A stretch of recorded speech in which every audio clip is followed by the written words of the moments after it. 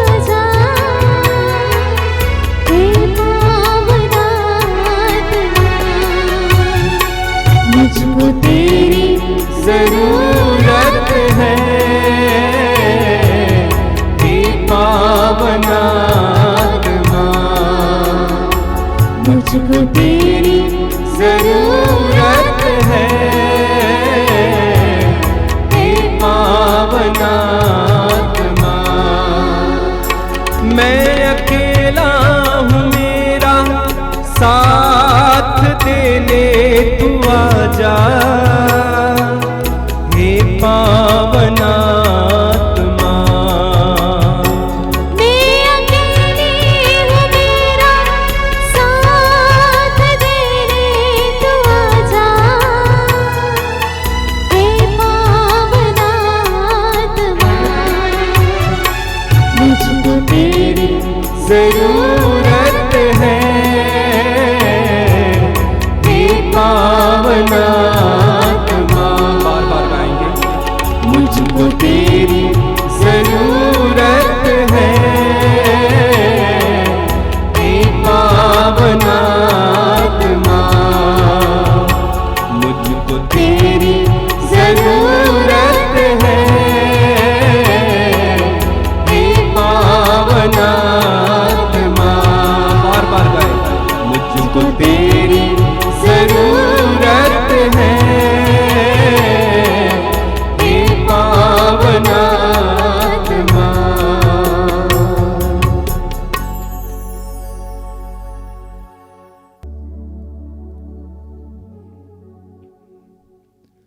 अपनी आंखें खोलें।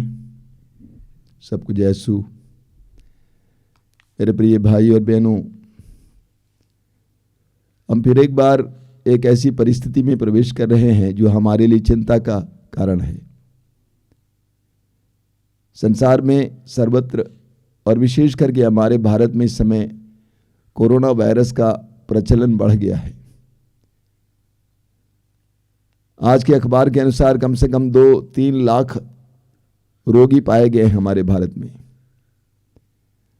कई लोगों से मुझे खबर मिली कि बहुत सारे लोग बीमार पड़े हुए हैं और बार बार हमारे प्रार्थना दल के लोग हमें याद दिलाते हैं कि लोग कहते हैं कि प्रार्थना कीजिए, लोगों को डर लगता है। ये स्वाभाविक है, क्योंकि पिछले साल हम लोगों ने बहुत ही दर्दनाक परिस्थिति को देखा है।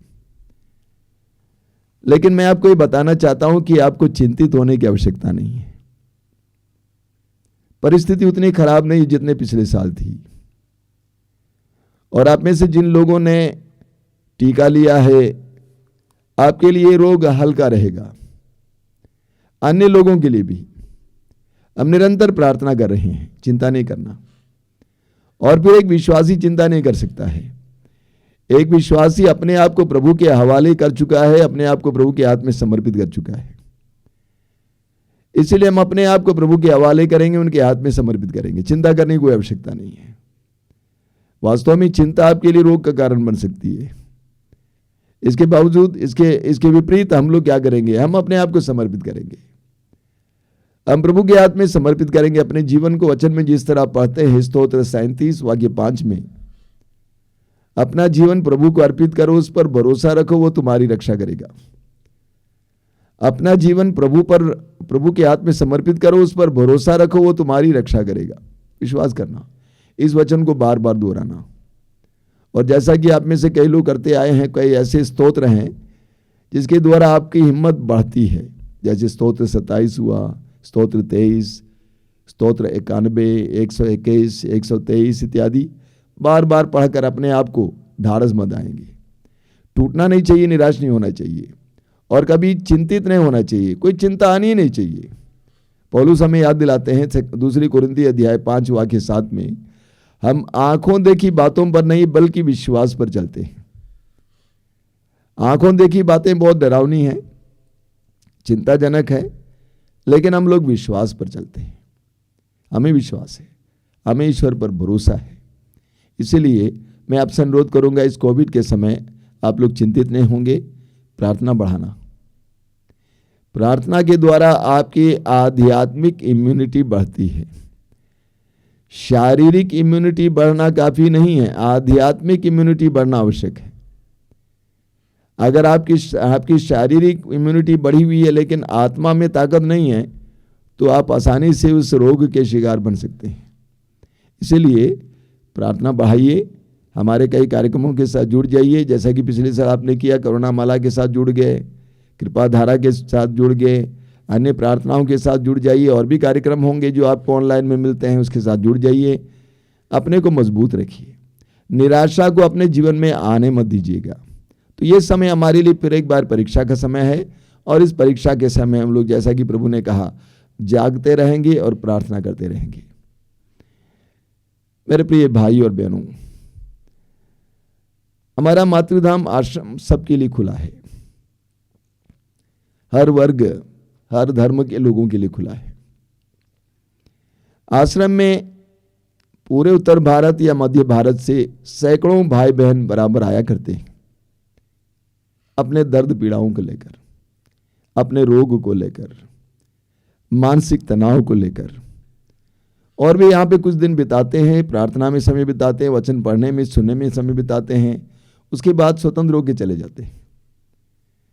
पिछले 25-26 साल से मैं ये देख रहा हूँ कि सैकड़ों भाई बहन यहाँ पर आकर कैसे प्रभु की कृपा प्राप्त करके जा रहे हैं, स्थानीय लोग और बाहर के लोग भी।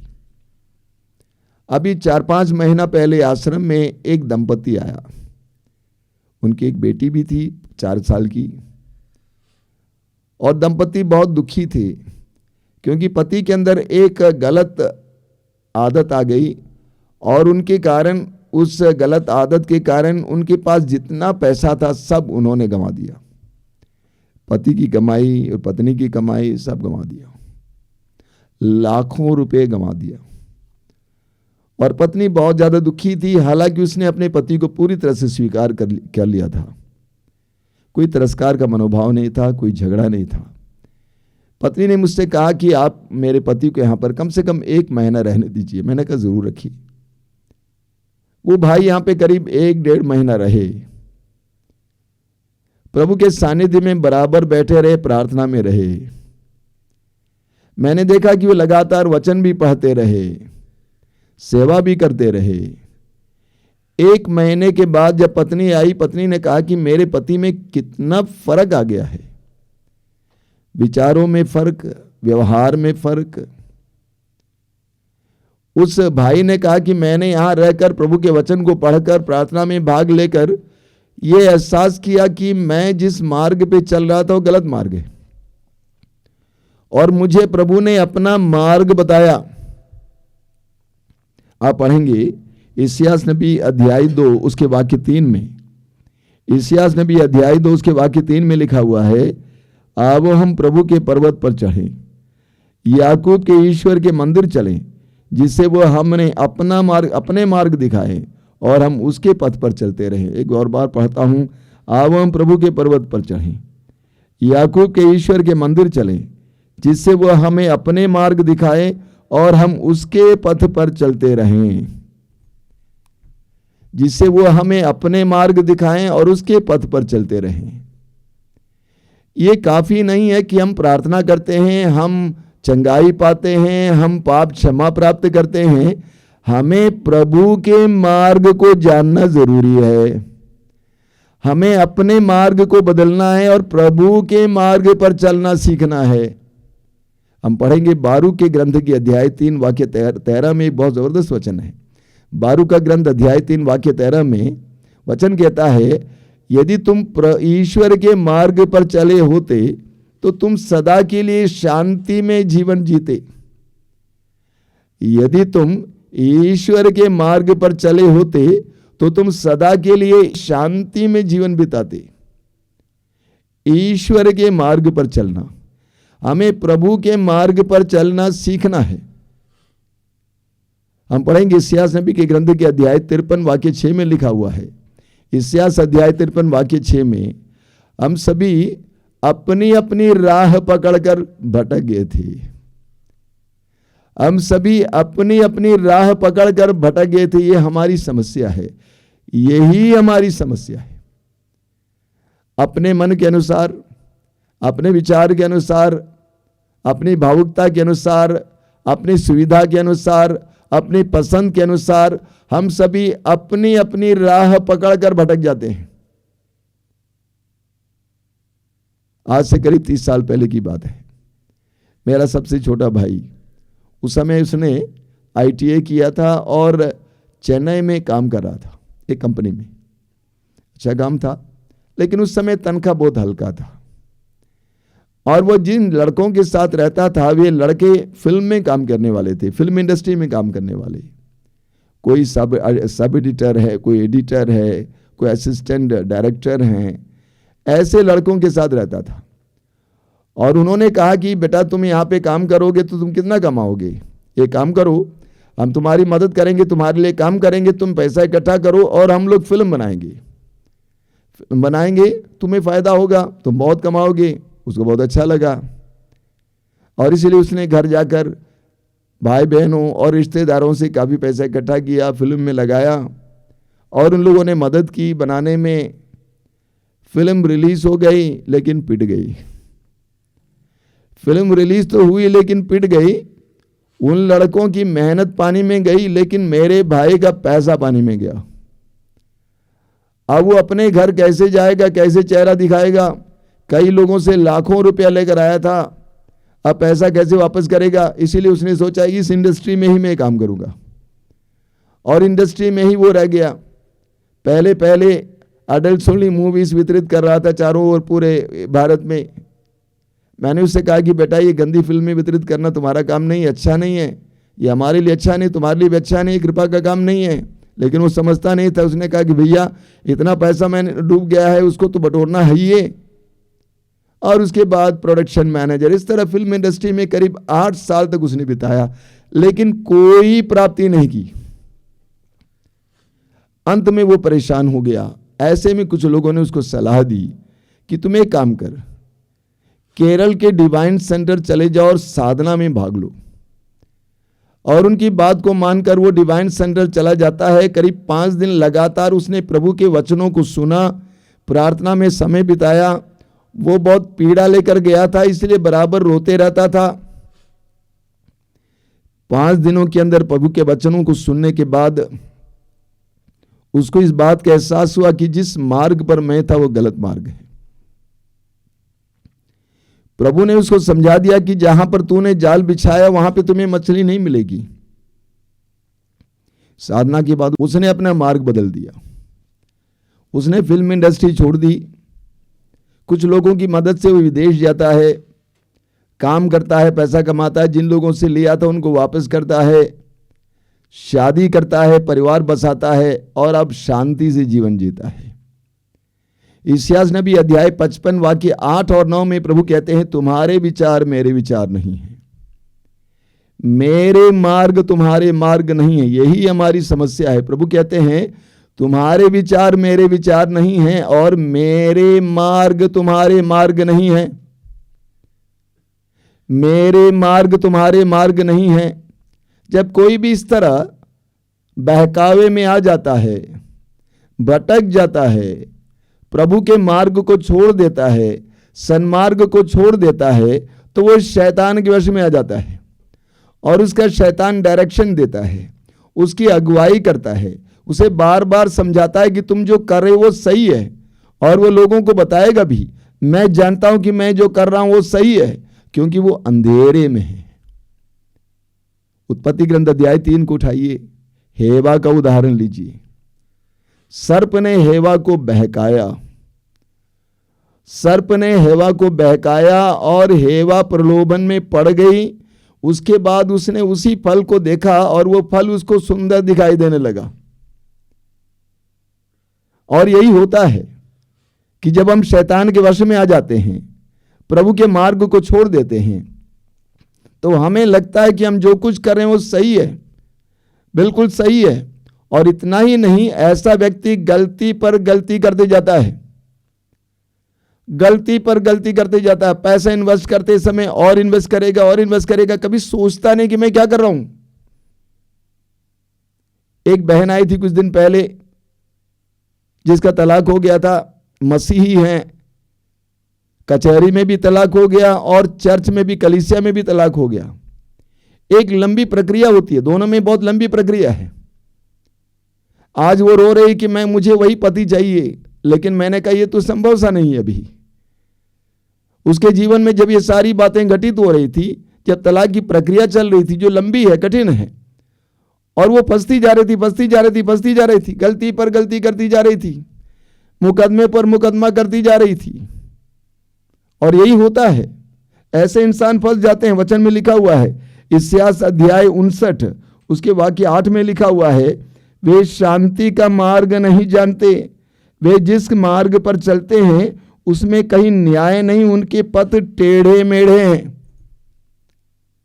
शैतान हमें ऐसे मार्ग पर ले चलता है, वे शांति का मार्ग नहीं जानते, वे जिस मार्ग पर चलते हैं उसमें कहीं न्याय नहीं, उनके पथ टेढ़े मेढ़े हैं। शैतान हमें ऐसे टेढ़े मेढ़े रास्ते पे ले चलता है, और ऐसी परिस्थिति में कभी कभी लोग सोचते हैं कि सभी उनके दुश्मन हैं, यहां तक कि वे सोचते हैं कि उनके माँ बाप भी उनके दुश्मन हैं, क्योंकि वे अंधेरे में हैं, वे अंधेरे में हैं। इस्यास नबी की अध्याय 30 में लिखा हुआ है, इस्यास नबी अध्याय 30 वाक्य 21 में, यदि तुम सन्मार्ग से दाएं बाएं भटक जाओगे, तुम पीछे से यह वाणी अपने कानों से सुनोगे, सच्चा मार्ग यह है, इसी पर चलते रहो। वचन में लिखा हुआ है, जब तुम सन्मार्ग से दाएं या बाएं भटक जाओगे तो तुम पीछे से यह वाणी अपने कानों से सुनोगे, सच्चा मार्ग यह है, इसी पर चलते रहो।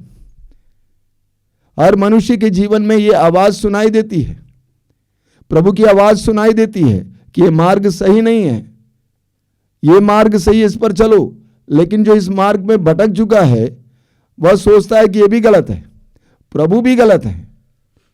ऐसे कई लोग फंसे हुए हैं, कई लोग इस तरह अटक गए हैं, फंस गए हैं, कई लोग इस तरह फंदे में हैं, कई युवक युवतियां दोस्ती के फंदे में हैं, उसमें से निकल नहीं पाते, उसमें फंस गए, उनको और कुछ दिखाई नहीं देता है, वे मरने को तैयार हैं, वे पॉइजन लेने को तैयार हैं, कुछ भी करने को तैयार हैं, क्योंकि उसमें फंस गए हैं, दोस्ती में फंस गए। कुछ लोग नशे में फंस गए हैं, उसमें से बाहर निकल नहीं पाते, चाहते हुए भी नहीं निकल पाते हैं, नशे में फंस गए हैं, अटक गए हैं। कुछ लोग आलस्य में फंस गए हैं, अटक गए हैं, कोई काम कर ही नहीं पाता है। धीरे धीरे धीरे प्रभु के मार्ग से भटक जाने से उसके अंदर आलस्य आ जाता है। कुछ लोग धन के मामले में, पैसे के मामले में इस तरह फंस जाते हैं, एक के बाद पैसा इधर उधर देते जाते हैं बिना सोचे समझे, क्योंकि वे अंधेरे में हैं। ऐसी परिस्थिति में हमें क्या करना चाहिए? इस्यास नबी अध्याय 2 उस वचन को और एक बार मैं आपको सुनाता हूं। अध्याय 2 के इस्यास नबी अध्याय 2 वाक्य 3 में प्रभु क्या कहते हैं, प्रभु का वचन क्या कहता है? इस्यास अध्याय 2 वाक्य 3, आओ हम प्रभु के पर्वत पर चढ़ें, याकूब के ईश्वर के मंदिर चलें, जिससे वो हमें अपने मार्ग दिखाएं और हम उसके पथ पर चलते रहें। यही एकमात्र उपाय है। वचन कहता है, आओ हम प्रभु के पर्वत पर चढ़ें, जिससे वो हमें अपने मार्ग दिखाएं और हम उसके पथ पर चलना सीखें। हमें हग्गाई के ग्रंथ की अध्याय 1 में एक बहुत सुंदर प्रसंग मिलता है। हग्गाई का ग्रंथ अध्याय 1 उसके वाक्य 5 से 7 तक वचन में लिखा हुआ है, विश्वमंडल का प्रभु ये कहता है, तुम अपनी स्थिति पर विचार करो, तुमने बहुत बोया किंतु कम लूटते हो, तुम खाते तो हो किंतु तुम्हें तृप्ति नहीं मिलती, तुम पीते हो किंतु तुम्हारी प्यास नहीं बुझती, तुम कपड़े पहनते हो किंतु तुम्हारा शरीर गर्म नहीं रहता, मजदूर अपना वेतन तो पाता है किंतु उसे छेद वाली थैली में रखता है। विश्वमंडल का प्रभु ये कहता है, तुम अपनी स्थिति पर विचार करो, पहाड़ी प्रदेश जाकर लकड़ी ले आओ और मंदिर फिर बनाओ। प्रभु इस्राएली जनता की परिस्थिति का एक सुंदर वर्णन दे रहे हैं। प्रभु कहते हैं, तुम बहुत बोते हो लेकिन बहुत कम लूटते हो, तुम खाते हो लेकिन तुम्हें तृप्ति नहीं मिलती, तुम पीते हो तुम्हारी प्यास नहीं बुझती, तुम कपड़ा पहनते तुम्हारे शरीर में गर्मी नहीं है, तुम कमाते हो लेकिन उसको तुम ऐसे झोले में डालती हो, ऐसी थैली में डालती हो जिसका छेद है। तुम्हारे जीवन में तुम विफलता देखते हो क्योंकि तुम्हारा मार्ग सही नहीं है। इसलिए प्रभु कहते हैं, तुम पहाड़ी प्रदेश चले जाओ, पहाड़ पर चले जाओ। ये पहाड़ पे जाने का मतलब क्या है? अपनी परिस्थितियों से बाहर जाना आवश्यक है। अपनी परिस्थिति से बाहर जाना आवश्यक है। छुट्टी लेना पड़ता है, नहीं छुट्टी नहीं मिलती है, छुट्टी ले लो। पैसा जाए तो जाए, लेकिन छुट्टी ले लो। अपनी परिस्थिति से बाहर जाना है। नंबर 1, पहाड़ पे चढ़ने का मतलब क्या है? हम पढ़ेंगे स्तोत्र 121 में। स्तोत्रकार कहता है, मैं अपनी आंखें पर्वतों की ओर उठाता हूं, यानी प्रभु के सानिध्य की ओर उठाता हूं। पहाड़ पर जाने का मतलब है प्रभु के सानिध्य में जाना, प्रभु के सानिध्य में जाना। आप पढ़ेंगे होशिया का ग्रंथ, उसके अध्याय 2 में लिखा हुआ है। होशिया का ग्रंथ उसके अध्याय 2 वाक्य 14 में लिखा हुआ है, मैं उसे लुभाकर मरुभूमि को ले चलूंगा और उसे सांत्वना दूंगा। मैं उसे मरुभूमि की ओर ले चलूंगा और वहां पर मैं उसे सांत्वना दूंगा। मैं मरुभूमि में उसको सांत्वना दूंगा। इसीलिए हमें पहाड़ पर जाना जरूरी है, पहाड़ पे जाना जरूरी है। हमें बहुत सुंदर उदाहरण मिलता है राजाओं के पहले ग्रंथ के अध्याय 19 में, नबी एलिय्याह के बारे में। एलिय्याह के पीछे रानी लगी हुई थी उसको वध करने के लिए। वचन में लिखा हुआ कि एलिय्याह लोगों को छोड़कर चला जाता है निर्जन प्रदेश में, अपने नौकर को भी छोड़कर वो चला जाता है निर्जन प्रदेश के दूसरे छोर तक पहुंच जाता है और वहां पर एक झाड़ के नीचे लेट जाता है और कहता है कि मैं प्रभु मरना चाहता हूं, मैं जीना नहीं चाहता हूं। उस झाड़ के नीचे वो पड़ा हुआ था। उसने कभी नहीं सोचा था कि मैं कभी जिंदा रहूंगा, लेकिन प्रभु ने अपने दूत को भेजा वहां पर उसको खिलाने पिलाने के लिए, और उस भोजन की शक्ति से वो फिर एक बार प्रभु के पर्वत तक पहुंच जाता है। प्रभु कहते हैं होशिया अध्याय 2 वाक्य 14 में कि मैं उसको निर्जन प्रदेश ले चलूंगा और वहां मैं उसे सांत्वना प्रदान करूंगा। हमें बाहर जाना होगा, प्रभु के सानिध्य में जाना होगा। पिछले 25-26 साल से मैंने आपसे कहा, इस आश्रम में रहकर मैंने देखा सैकड़ों लोगों की जिंदगियां बदली है। 1 सप्ताह के लिए, 2 सप्ताह के लिए, 1 महीने के लिए, 2 महीने के लिए, 3 महीने के लिए आकर यहां पर प्रभु के सानिध्य में बैठते हैं, प्रार्थना में बैठते हैं, प्रभु के वचनों को पढ़ते हैं। उनकी जिंदगी में कितना परिवर्तन आ जाता है, उनका मार्ग बदल जाता है, उनका नजरिया बदल जाता है। सबसे पहले प्रभु के सानिध्य में बैठना, प्रभु की इस उपस्थिति में बैठना। जब हम प्रभु की उपस्थिति में बैठते हैं तो प्रभु हमें शिक्षा देने लगता है, प्रभु हमें समझाने लगता है। हमारे आश्रम में एक कुटीर है, उसका नाम है उपासना कुटीर।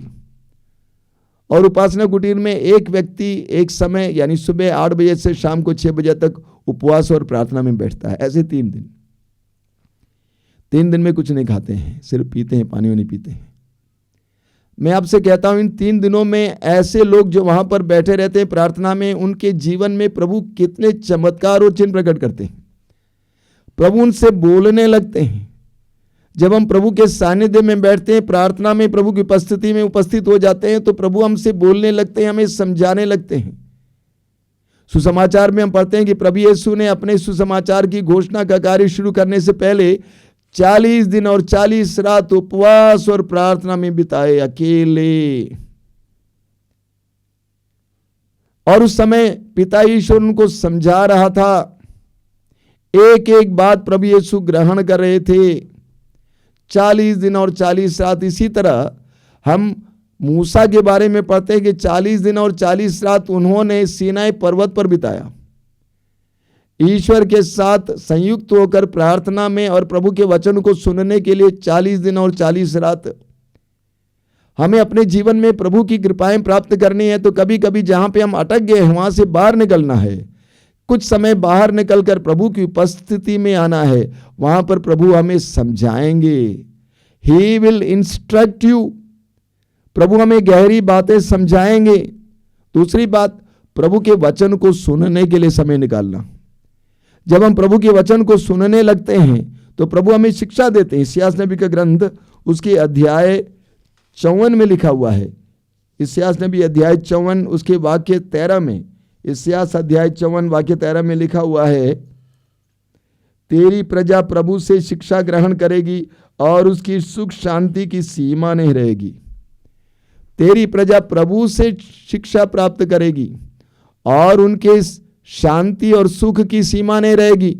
जब हम प्रभु की शिक्षा ग्रहण करने लगते हैं, प्रभु को सुनने लगते हैं, तो प्रभु हमारे जीवन को परिवर्तित करते हैं। आप तिमोथी का दूसरा पत्र उसके अध्याय 3 में पढ़ेंगे, वाक्य 16 और 17 में। वहां पे संत पौलुस कहते हैं, पूरा धर्म ग्रंथ ईश्वर की प्रेरणा से लिखा गया है, वो शिक्षा देने के लिए, भ्रांत धारणाओं का खंडन करने के लिए, जीवन के सुधार के लिए और सदाचरण का प्रशिक्षण देने के लिए उपयोगी हैं, जिससे ईश्वर भक्त सुयोग्य हर प्रकार के सत्कार्य के लिए उपयुक्त बन जाए।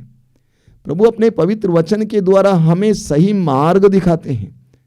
लोग यहाँ पर आने के बाद, रहने के बाद, पवित्र वचन को सुनने के बाद इस बात का एहसास करते हैं कि मैं जिस मार्ग पर चल रहा था वो गलत है, वो मेरे लिए भी लाभदायक नहीं है।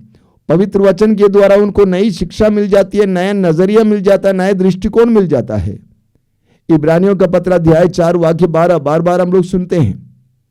पौलुस कहते हैं, ईश्वर का वचन सशक्त और जीवंत है और दुधारी तलवार से भी तेज है। वो सशक्त है, दुधारी तलवार से भी तेज है। पवित्र वचन हमारे जीवन को बदल डालता है, हमारे विचारों को बदल डालता है, हमारे मार्गों को बदल देता है। कलीसिया में बहुत सारे उदाहरण हमें मिलते हैं। एक सशक्त उदाहरण है संत अगस्तिन का उदाहरण। आपने संत अगस्तिन के बारे में सुना है। अगस्तिन एक पापमय जीवन जी रहा था, शरीर के अधीन, वासना के अधीन पापमय जीवन जी रहा था। लेकिन अगस्तिन ने संत अम्ब्रोस से प्रभु का वचन सुना। रोमी अध्याय 13 वाक्य 12, रोमी अध्याय 13 वाक्य 12 को सुना और उस वचन ने अगस्तिन को बदल डाला, उसके नजरिए को बदल डाला, उसके जीवन को बदल डाला। उसी तरह आप उदाहरण लीजिए समारी स्त्री का। प्रभु यीशु याकूब के कुएं के पास बैठे हुए थे, समारी स्त्री वहां पे आती है। वो भी अपने शरीर के वश में, वासना के वश में जी रही एक नारी, जिसके 5 पति रह चुके थे, अब 6ठे पुरुष के साथ रह रही थी। ऐसी एक नारी यीशु के पास आती है, यीशु के सानिध्य में रहती है, यीशु के वचन को सुनती है, उसके जीवन में परिवर्तन हो जाता है। आजीवन परिवर्तन, आमूल परिवर्तन हो जाता है। वो प्रभु के मार्ग पर चलने लगती है। तो प्रभु के पास आने से, प्रभु के सानिध्य में बैठने से, प्रभु के वचनों को सुनने से हमारा पूरा जीवन परिवर्तित हो जाता है। आप पढ़ेंगे विधि विवरण ग्रंथ के अध्याय 4 में लिखा हुआ है। विधि विवरण ग्रंथ उसके अध्याय 4 वाक्य 30 में प्रभु क्या कहते हैं, जब तुम कष्ट से पीड़ित होगे और जब भविष्य में ये सब विपत्तियां तुमको आक्रांत करेंगी, तब तुम फिर प्रभु अपने ईश्वर की ओर अभिमुख हो जाओगे और उसकी आज्ञा का पालन करने लगोगे। अक्सर लोग अपने जीवन में विफलता तक पहुंच जाते हैं, परेशानी में आ जाते हैं, अशांति में आ जाते हैं, तभी प्रभु के पास आते हैं। लेकिन प्रभु कहते हैं ऐसी परिस्थिति में तुम अपने प्रभु ईश्वर की ओर अभिमुख हो जाओगे और वो तुम्हें अपनी आज्ञाओं के अनुसार चलाना शुरू करेंगे। बोलिए hallelujah, hallelujah, hallelujah, hallelujah, hallelujah, hallelujah, hallelujah, hallelujah, hallelujah. Hallelujah. मेरे प्रिय भाई और बहनों, हम चाहते हैं कि प्रभु हमारे जीवन में कार्य करें। हम चाहते हैं कि प्रभु हमें तरक्की दे, सफलता दे। हम चाहते हैं कि हमारे परिवार में प्रभु की आशीष आए। उसके लिए हमें प्रभु के मार्ग पर चलना होगा। मैंने आपको शुरुआत में कहा, बारूक अध्याय 3 वाक्य 13 वचन कहता है, यदि तुम ईश्वर के मार्ग पर चले होते तो तुम सदा के लिए शांति का जीवन जीते। प्रभु के मार्ग को जानना जरूरी है। प्रभु हमें शिक्षा देंगे और प्रभु हमें और हमारी आवश्यकताओं को जानते हैं। प्रभु हमारे लिए अच्छी क्या चीज है वो जानते हैं। हमारे लिए अच्छा क्या है, मंगलमय क्या है, प्रभु जानते हैं। अतीत को, वर्तमान को, आने वाले कल को जानने वाले प्रभु सब कुछ जानते हैं। यिर्मयाह अध्याय 29 वाक्य 11 बार बार आपको सुनाया जाता है। वहां पे क्या लिखा हुआ है? प्रभु कहते हैं, तुम्हारे लिए निर्धारित योजनाएं मैं जानता हूं। तुम्हारे लिए निर्धारित योजनाएं मैं जानता हूं। तुम्हारे हित की योजनाएं, अहित की नहीं, तुम्हारे लिए आशामय भविष्य की योजनाएं। प्रभु कहते हैं कि तुम्हारे लिए निर्धारित योजनाएं मैं जानता हूं और कोई नहीं जानता है, प्रभु जानते हैं। इसीलिए जब हम प्रभु के मार्ग पर चलते हैं वो हमारे लिए कल्याणकारी होता है। हम पढ़ेंगे स्तोत्र ग्रंथ के अध्याय 25 उसके वाक्य 9 में लिखा हुआ है। स्तोत्र ग्रंथ अध्याय 25 वाक्य 9, वह दीनों को सन्मार्ग पर ले चलता और पद दलितों को अपने मार्ग की शिक्षा देता है। क्या मतलब इसका? जब हम दीन हो जाएंगे, जब हम प्रभु के अधीन हो जाएंगे तो प्रभु हमें सन्मार्ग की शिक्षा देंगे। प्रभु हमें समझाएंगे कि बेटा इस तरह चलना, ऐसे चलना, और हम उस पर चलने लगेंगे। हमारे जीवन में तरक्की आने लगेगी, प्रभु की आशीष आने लगेगी। प्रभु यीशु ने स्वयं कहा, मैं ही मार्ग हूं, मैं ही मार्ग हूं। यीशु के वचनों के अनुसार जब हम जीने लगते हैं, यीशु की शिक्षा के अनुसार जब हम जीने लगते हैं, तो हमारे जीवन में प्रभु के मार्ग से लगे हुए सारे कृपादान आने लगते हैं। प्रभु के मार्ग पर चलने से प्रभु हमें सुरक्षामय जीवन देते हैं, सुखमय जीवन देते हैं। बोलिए hallelujah, hallelujah, hallelujah, hallelujah, hallelujah, hallelujah, hallelujah, hallelujah, hallelujah. Hallelujah. तो प्रभु हमें याद दिलाते हैं कि हमें अपने मार्ग को छोड़कर प्रभु के मार्ग पर चलना है। जब हम प्रभु की शिक्षाओं को सुनते हैं, पढ़ते हैं, उसका पालन करने लगते हैं, तब हम प्रभु के मार्ग पर चलने लगते हैं। वहां पे प्रभु की आशीष छिपी हुई है, प्रभु की शांति छिपी हुई है। हमारे जीवन में प्रभु की आशीष देखने को मिलेगी। बोलिए हालेलुया, हालेलुया, हालेलुया। हालेलुया। आंखें बंद कीजिए। आज प्रभु हम में से हर एक को आह्वान करते हैं, अपने मार्ग को परखो। प्रभु कहते तुम्हारे विचार मेरे विचार नहीं हैं, और मेरे मार्ग तुम्हारे मार्ग नहीं हैं। प्रभु कहते यदि तुम ईश्वर के मार्ग पर चले होते तो तुम सदा के लिए शांति का जीवन जीते। हमें प्रभु के मार्ग पर चलना सीखना है। सिर्फ कृपाओं के लिए प्रार्थना करना काफी नहीं है, प्रभु से कुछ प्राप्त करने के लिए प्रभु के करीब आना काफी नहीं है। हमारे संपूर्ण मार्ग को बदलना है, परिवार और व्यक्तिगत जीवन के मार्ग को बदलना है, हमारी जीवन शैली को बदलना है। लूकास अध्याय 19 में पढ़ते हैं, जक्केउस ने प्रभु से कहा कि जिनको मैंने ठगा है मैं उनको 4 गुना वापस लौटाऊंगा। यानी जक्केउस अपने मार्ग को बदल देता है। तब प्रभु ने घोषित किया, आज इस घर में मुक्ति आई है। हमें अपने मार्ग को बदलना है, प्रभु के मार्ग पर चलना सीखना है। प्रभु का वचन कहता है, आओ हम पर्वत पर चढ़ें, जिससे वो हमें अपने मार्ग दिखाए और हम उसके पथ पर चलें। प्रभु के मार्ग हम देखें, उसकी शिक्षा ग्रहण करें। प्रार्थना कीजिए, प्रभु मुझे तेरे मार्ग पर चला, मेरे परिवार के एक एक भाई बहन को तेरे मार्ग पर चला। प्रार्थना कीजिए, प्रार्थना कीजिए, प्रार्थना कीजिए।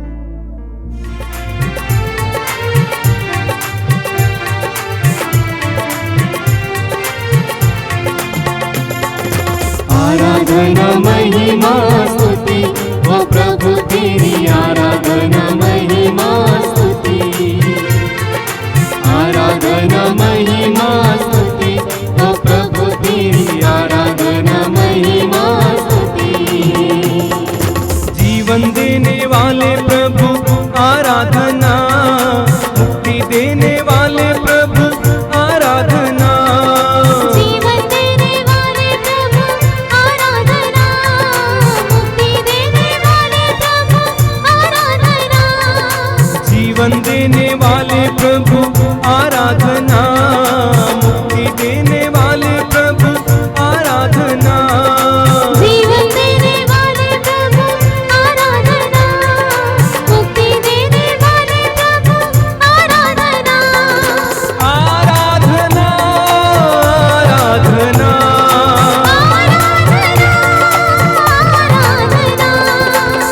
आराधना हो स्तुति महिमा, आराधना स्तुति महिमा, एक साथ आराधना महिमा स्तुति ओ प्रभु तेरी आराधना महिमा स्तुति, आराधना महिमा स्तुति ओ प्रभु तेरी आराधना महिमा स्तुति।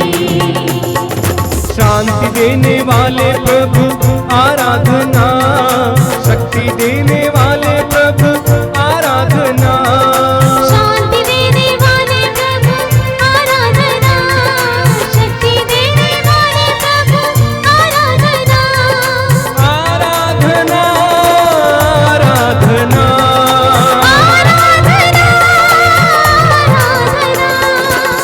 आराधना हो स्तुति महिमा, आराधना स्तुति महिमा, एक साथ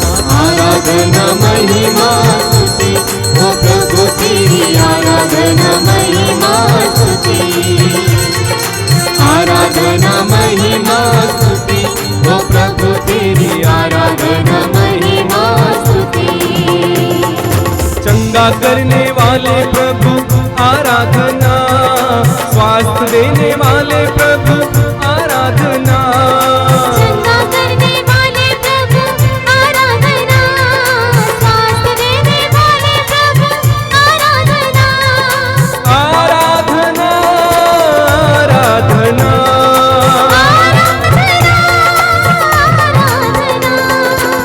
आराधना हो स्तुति महिमा, आराधना हो स्तुति महिमा, एक साथ आराधना महिमा स्तुति हो प्रभु तेरी, आराधना महिमा स्तुति, मिलकर आराधना महिमा स्तुति हो प्रभु तेरी, आराधना महिमा स्तुति, एक साथ गाते जाइए। आराधना महिमा स्तुति हो प्रभु तेरी, आराधना महिमा प्रभु हमारे बीच में उनका स्वागत करें। आराधना महिमा स्तुति हो प्रभु तेरी, आराधना महिमा स्तुति, आराधना महिमा स्तुति हो प्रभु तेरी, आराधना महिमा स्तुति, आराधना महिमा स्तुति हो प्रभु तेरी, आराधना महिमा स्तुति, मिलकर गाते जाएं।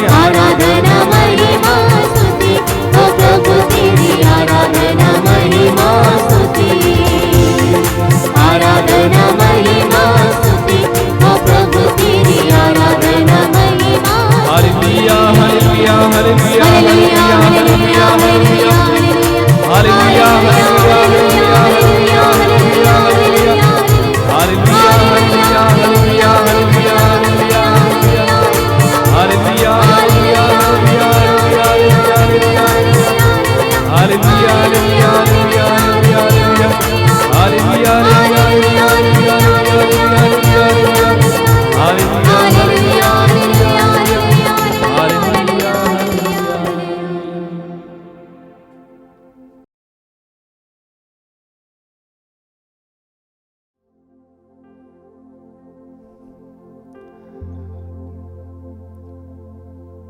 प्रभु की उपस्थिति अनुभव कीजिए। पुनर्जीवित यीशु का सानिध्य महसूस कीजिए। आप इस समय जहां कहीं भी बैठे हैं, इस समय अपने करीब प्रभु की उपस्थिति महसूस कीजिए। आज इस सभा में, इस सत्संग में, इस आराधना में भाग लेने के लिए प्रभु ने आपको मौका दिया है। धन्यवाद दीजिए। ये सुनहरा समय है, प्रभु की कृपा का समय है। हर बार जब हम प्रभु के सानिध्य में आते हैं, प्रभु हमें अपने आशीषों से भर देते हैं। इस्यास नबी की ग्रंथ के अध्याय 40 में लिखा हुआ है, जो प्रभु पर भरोसा रखता है वो नया स्फूर्ति प्राप्त करता है। जो प्रभु के करीब आता है उसे नई स्फूर्ति मिल जाती है। आंखें बंद रखिए, हृदय खोलिए। प्रभु यीशु को इस समय आपके जीवन में कार्य करने दीजिए। जीवित प्रभु आज इस समय हमारे जीवन में कार्य करना चाहते हैं।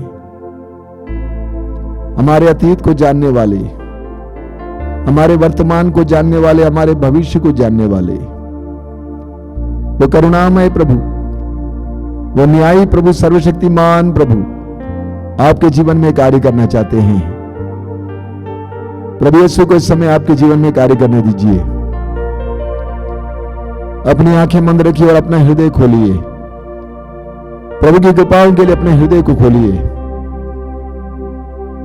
प्रभु आपके जीवन को आज अपनी कृपाओं से भरना चाहते हैं। इस समय जिस तरह जक्कैयुस ने यीशु को बड़े आनंद के साथ अपने घर पे स्वागत किया, उसी तरह अपने जीवन में स्वागत कीजिए, अपने परिवार में स्वागत कीजिए। यह कृपा का समय, अनुग्रह का समय, आशीष का समय है। प्रभु यीशु आपके जीवन में कार्य करने जा रहे हैं। वो पावन प्रभु, पवित्र प्रभु, इस समय अपने आप को प्रभु के हवाले कीजिए। आपके जीवन की हर प्रकार की बाधा को, हर प्रकार के डर को, हर प्रकार की चिंता को प्रभु के हाथ में समर्पित कीजिए। ये विश्वास कीजिए कि प्रभु आपके जीवन में कार्य करेंगे। ये विश्वास कीजिए कि आपके जीवन में जितनी भी परेशानियां, दुख हैं, वे सारे परेशानी और दुख प्रभु के प्रेम की तुलना में कुछ नहीं है। आपके पाप में आदतें प्रभु के प्रेम की तुलना में कुछ नहीं है। समर्पित कीजिए, समर्पित कीजिए। आप जितना समर्पित करते जाएंगे उतना प्रभु आपके जीवन को परिवर्तित करते जाएंगे। जिस तरह मिट्टी एक कुम्हार के हाथ में पूरी तरह से समर्पित है, उसी तरह अपने आप को समर्पित कीजिए। Let the Lord work in your life. अपने आप को समर्पित कीजिए। बोलिए, प्रभु मेरी कोई इच्छा नहीं है। जिस तरह तूने अपने पिता से कहा, मैं भी कहना चाहता हूं तेरी इच्छा पूरी हो। समर्पित कीजिए, समर्पित कीजिए, समर्पित कीजिए। यह पवित्र समय, अनुग्रह का समय, आशीष का समय है। The lord is going to touch you right now. यीशु आपको स्पर्श करने जा रहे हैं। आपके जीवन की सारी दुखों और पीड़ाओं को प्रभु को समर्पित कीजिए। आपकी सारी पीड़ाओं को प्रभु के हाथ में समर्पित कीजिए। समय प्रभु से कहिए कि प्रभु मेरा विश्वास है कि तू जिंदा है, तू जीवित है। मेरा विश्वास है कि तू प्रेमी है, करुणामय है। मेरा विश्वास है कि तू सर्वशक्तिमान है। तू सब कुछ को बदल सकता है। तू मेरे पति को बदल सकता है, मेरे पत्नी को बदल सकता है, मेरे बच्चों को बदल सकता है, मेरी परिस्थितियों को बदल सकता है। समर्पित करते जाइए, समर्पित करते जाइए। अपने आप को समर्पित करते जाइए। यह सुंदर मौका है, अनोखा मौका है, समर्पण का मौका। समर्पित करते जाइए। आप अपनी पढ़ाई को समर्पित कीजिए, अपने रोजगार को समर्पित कीजिए, अपने कामकाज को समर्पित कीजिए। पूर्ण विश्वास के साथ आंखें बंद करके अपने आप को समर्पित करते जाइए। यीशु को आपके जीवन में कार्य करने दीजिए। धन्यवाद यीशु, तेरी स्तुति, तेरी आराधना, तेरी महिमा। धन्यवाद यीशु, तेरी स्तुति, तेरी आराधना, तेरी महिमा। धन्यवाद यीशु, तेरी स्तुति, तेरी आराधना।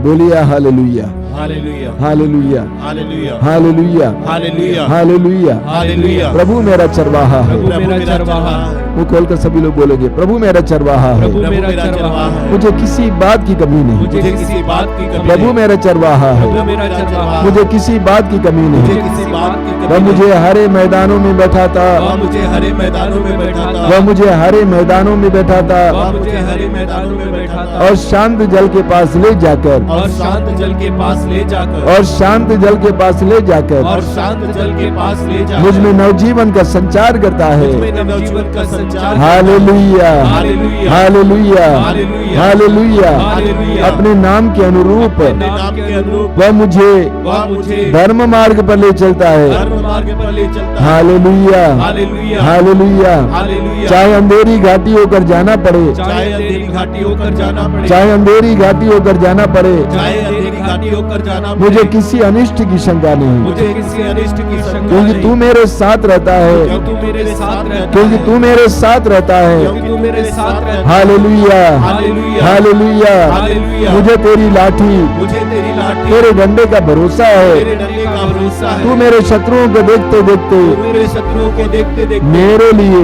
मेरे लिए सिर पर सिर पर तेल का विलेपन करता है तेल का विलेपन करता है। और मेरा प्याला और मेरा प्याला लबालब भर देता है। लबालब भर देता है। Hallelujah, hallelujah, hallelujah. हालेलुया। इस प्रकार प्रकार तेरी भलाई तेरी भलाई और तेरी कृपा से और तेरी कृपा मैं से जीवन भर गिरा रहता मैं हूँ। जीवन भर गिरा रहता हूँ। मैं चिरकाल तक मैं चिरकाल तक प्रभु के मंदिर में प्रभु के मंदिर में निवास करूंगा। निवास करूंगा। Hallelujah, hallelujah, hallelujah, hallelujah, hallelujah. Hallelujah. प्रभु मेरा चरवाहा प्रभु है। मेरा चरवाहा है। मुझे किसी बात की कमी मुझे नहीं। किसी बात की कमी हे नहीं। प्रभु यीशु, हे प्रभु यीशु, तेरे मार्ग पर चलने के लिए, तेरे मार्ग पर चलने के लिए, तेरे पद चिन्हों पर चलने के लिए, वंचितों पर चलने के तेरी लिए, शिक्षाओं के साथ चलने के लिए, शिक्षाओं के साथ चलने तेरे के लिए, पीछे पीछे चलने के लिए तेरे पीछे पीछे चलने के मुझे लिए साहस दीजिए, मुझे साहस दीजिए, शक्ति दीजिए। शक्ति दीजिए। Hallelujah, hallelujah, hallelujah, hallelujah, hallelujah, hallelujah, hallelujah, hallelujah, hallelujah. Hallelujah. अपने दोनों हाथों को उठाइए, प्रभु की स्तुति करते जाइए। हालेलुया, हालेलुया, हालेलुया,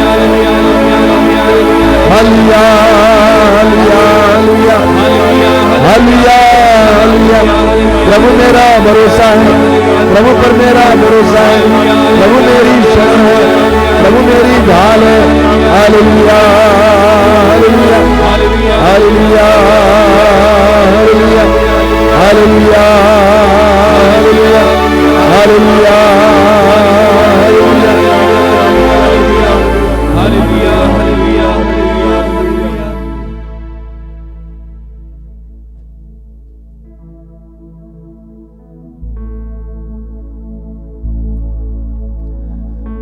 अपनी आंखें खोलिए मेरे प्रिय भाई और बहनों। हम सभी लोग प्रभु पर भरोसा रखने वाले, विश्वास करने वाले हैं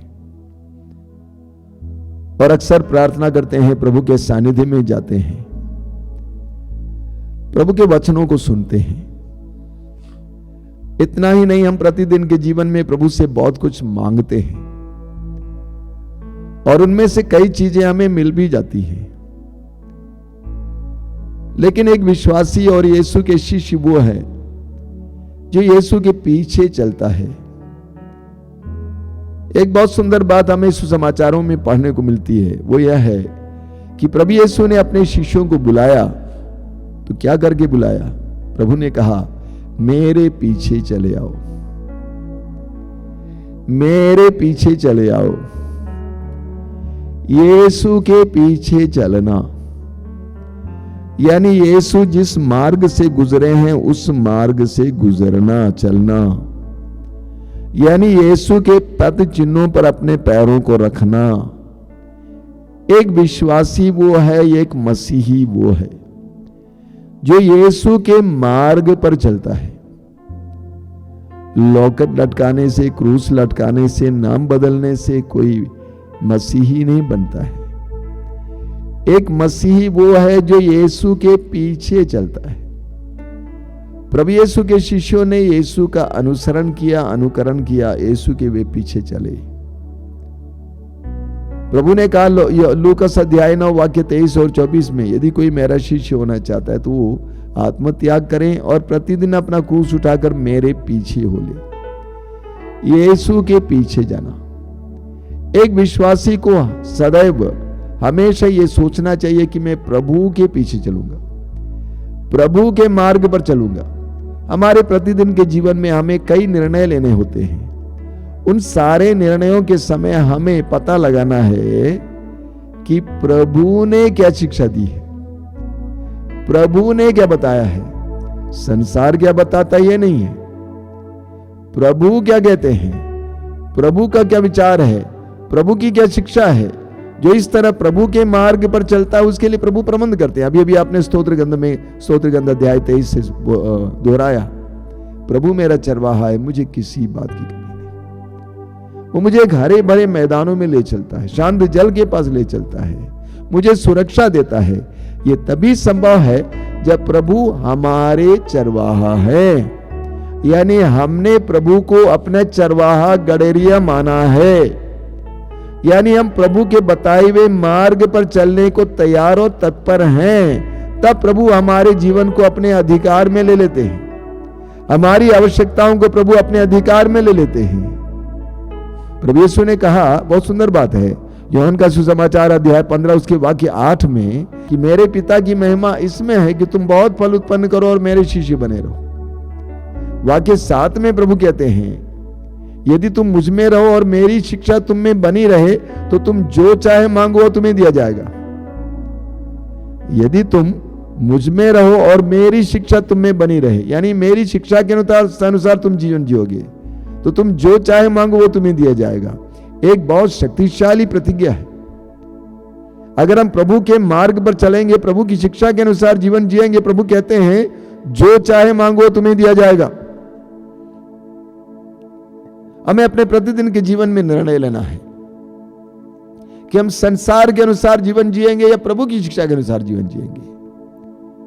निर्गमन ग्रंथ अध्याय 23 वाक्य 25, वहां पे प्रभु क्या कहते हैं, तुम अपने प्रभु ईश्वर की सेवा करोगे, तुम अपने प्रभु ईश्वर की सेवा करोगे और वह तुम्हारे अन्न जल पर आशीर्वाद देगा और मैं तुमसे बीमारियां दूर रखूंगा। तुम अपने प्रभु ईश्वर की सेवा करोगे, वह तुम्हारे अन्न जल पर आशीर्वाद देगा और वह तुमसे बीमारियां दूर रखूंगा। प्रभु कहते हैं तुम अपने प्रभु ईश्वर की सेवा करो और वो तुम्हारे अन्न जल पर आशीर्वाद देगा। अगर आप किसी के यहां सेवा करते हैं तो उसी से आप वेतन चाहते हैं और वही वेतन देगा। अगर हम प्रभु के यहां सेवा करेंगे, प्रभु की सेवा करेंगे, प्रभु हमें वेतन देंगे। अगर हम शैतान की सेवा करेंगे, दुनिया की सेवा करेंगे तो दुनिया हमें वेतन देगी।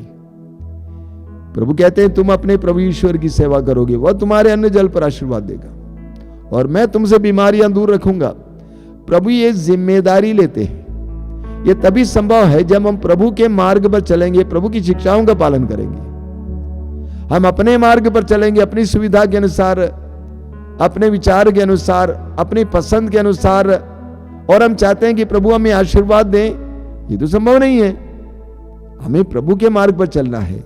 प्रभु ने जो जो बातें हमें समझाई उसके अनुसार जीवन जीना है, तो प्रभु की आशीष हमारे ऊपर बरसती रहेगी।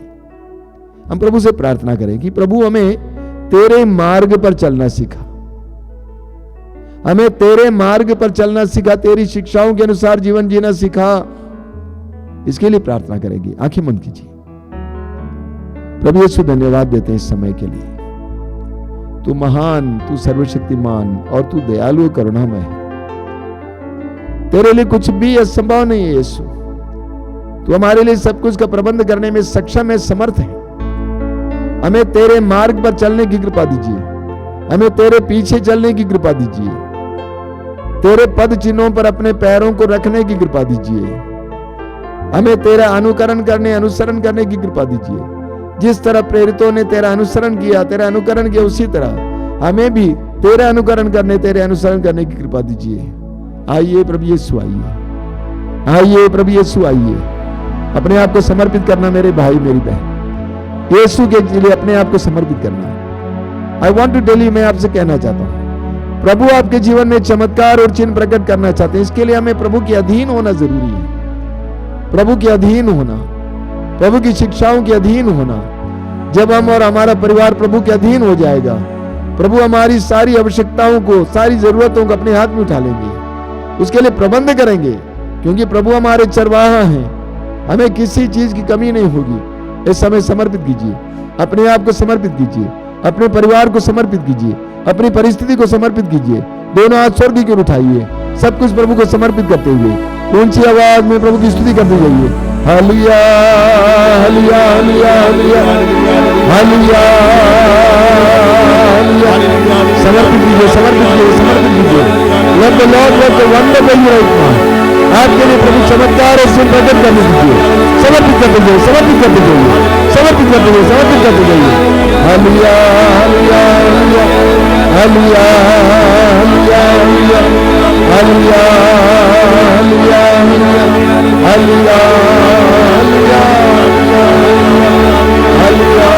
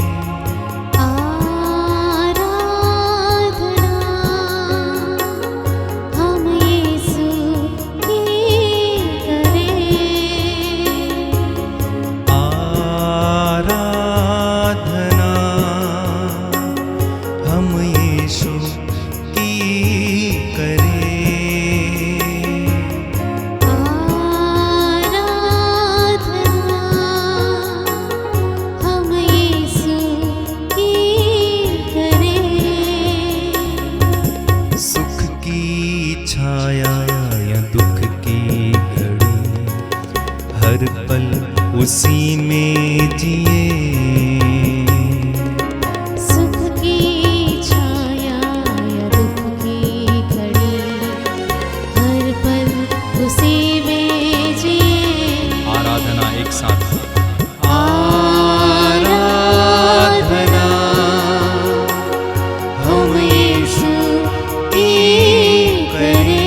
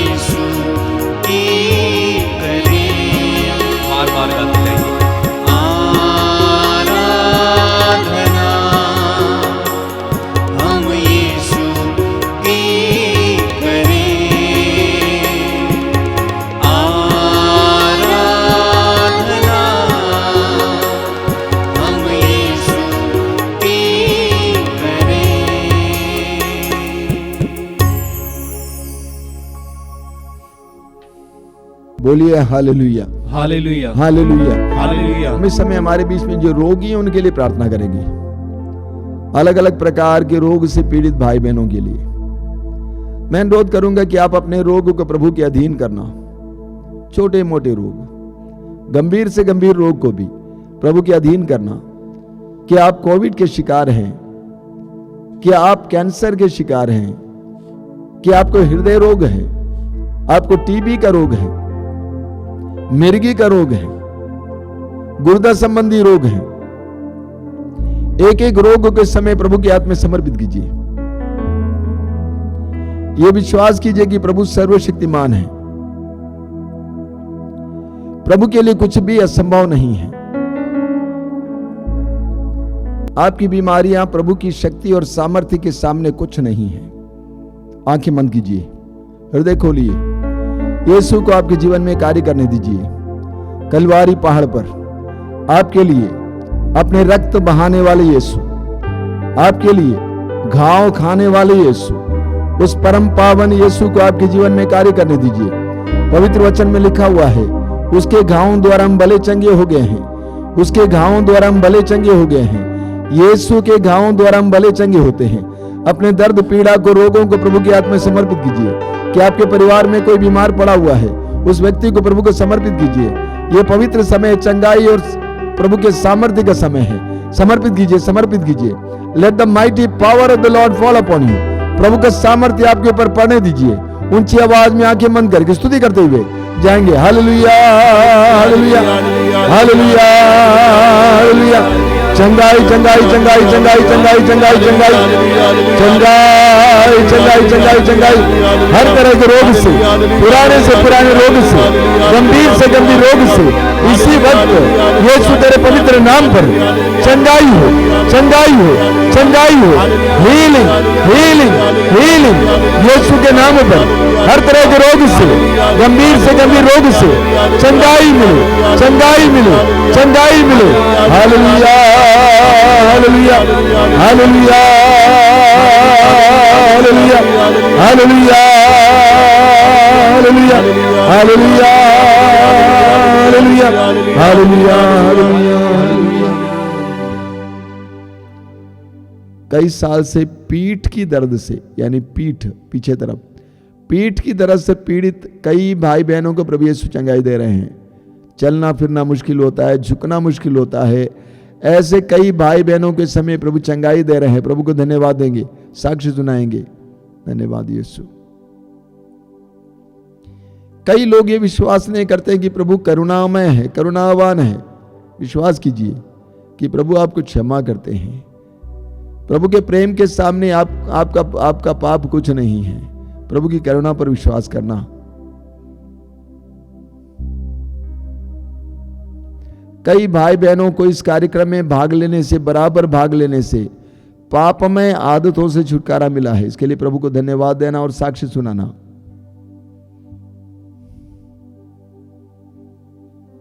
कई लोगों को जो पचाने में असमर्थता है, खाना पचाने में असमर्थता और हेवी चीजें खा नहीं पाते हैं, ऐसे भाई बहनों के पेट की समस्या को प्रभु दूर कर रहे हैं।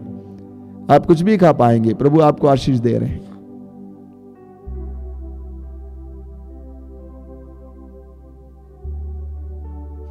हम में से कुछ लोगों को दूसरों को दुख देने में मजा आता था। पहले दूसरों को दुख देते थे, मजा आता था, अच्छा लगता था, लेकिन अभी उनको बुरा लग रहा है। प्रभु ने आपको स्पर्श किया है, धन्यवाद दीजिए।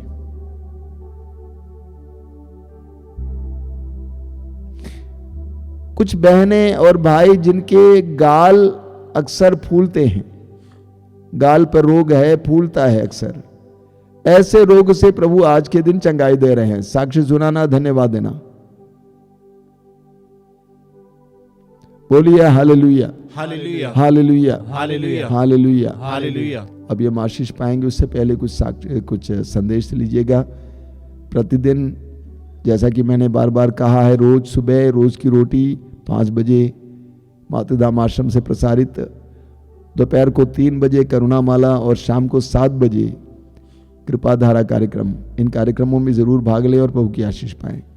साथ ही साथ मंगलवार को शाम को 5 बजे युवा तरंग और शुक्रवार को शाम को 6 बजे पवित्र रक्ताभिषेक प्रार्थना और रविवार को दोपहर को 12 बजे मातृधाम सत्संग और चंगाई प्रार्थना।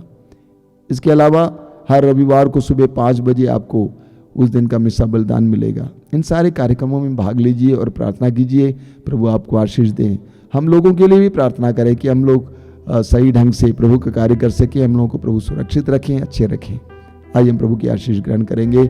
जो लोग तेल और पानी लाए हैं अपने हाथ में उठा के पकड़ना आशीष के समय और प्रार्थना करना, प्रभु इस तेल और जल को शुद्ध करना, पवित्र करना, शुद्ध करना, इसमें पवित्र आत्मा का सामर्थ्य डेल देना, ताकि इसको जो भी ग्रहण करें, धारण करें, उनको चंगाई मिले, बंधनों से आज़ादी मिले, दुष्ट आत्माओं से छुटकारा मिले। आइए हम इस समय प्रभु की आशीष ग्रहण करेंगे।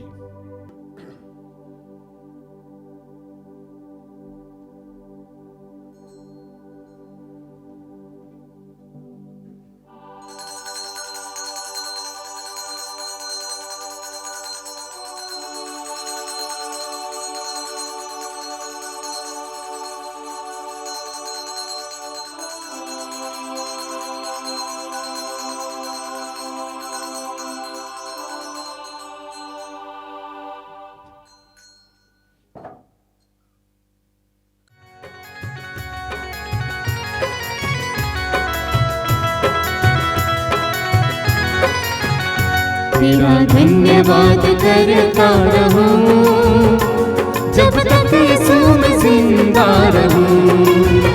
तेरा धन्यवाद करता रहूं जब तक यीशु मैं जिंदा रहूं। मिट्टी के पुतले में सांस तूने भरी, धीरे धीरे तूने किया सृष्टि को पूरा।